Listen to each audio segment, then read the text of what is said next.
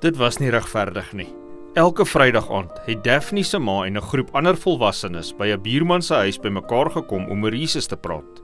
Maar daar was geen groep kinders wat bymekaar gekom het om oor Jesus te praat nie.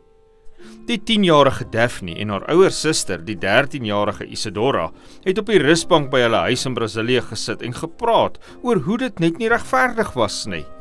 Toe kry die twee sissies 'n idee. Hulle hardloop na hulle ma in 'n ander kamer. "Mamma," vra Daphne, "kan ons 'n kindergroep maak om oor Jesus te praat?" Mamma het geglimlag. Dit was 'n goeie idee, het sy gesê. Daphne en Isadora het dadelik aan die werk gespring.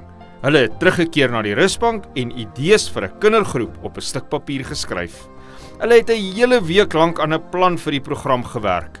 Die meisies het hulle vriendin Gabby gevra of die kindergroep in haar motorhuis kon vergader op dieselfde tyd as wat die volwassenes vergader. Gabby se ouers het ingestem. Hulle moes kinders vind om in hulle vergadering te kom.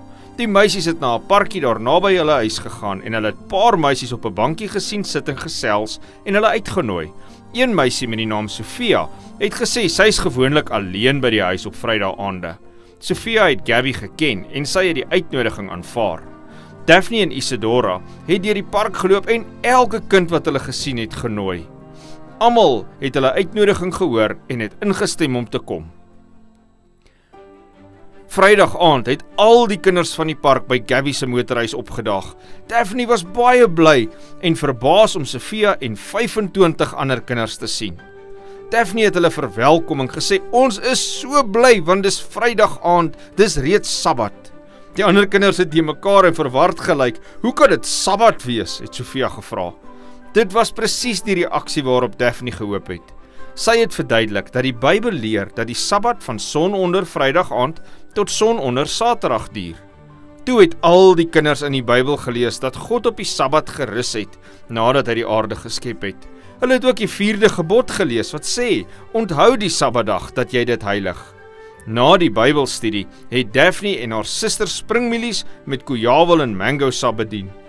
Al die kinders het beloof om die volgende week terug te kom.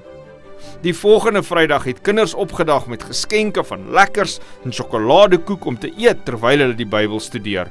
Soos die tyd verbygegaan het Daphne gesien dat Sofia begin hou om van Jesus te praat en 'n paar maande na die eerste byeenkoms het Daphne vir Sofia gevra of sy haar hart vir Jesus wil gee. "Ja," het Sofia uitgeroep. Vandag is Sofia en verskeie ander kinders van die kindergroep gedoop en dis nie al nie. Sofia se oom en tannie het haar oor die Bybel hoor praat en wou ook gedoop word. Daphne is so bly. Bid dat baie mense in Brasilië Jesus sal leer ken met die hulp van hierdie kwartaal se 13de Sabbatskool offergawe, ook bekend as die kwartaallikse sendingprojek offergawe. 'n Deel van die offergawe sal help om 'n kerk vir kinders by die Pernambucana Adventiste Akademie te stig, wat in die streek van Brasilië geleë is waar Daphne woon. Dankie vir u ruim offergawe vir hierdie belangrike projek.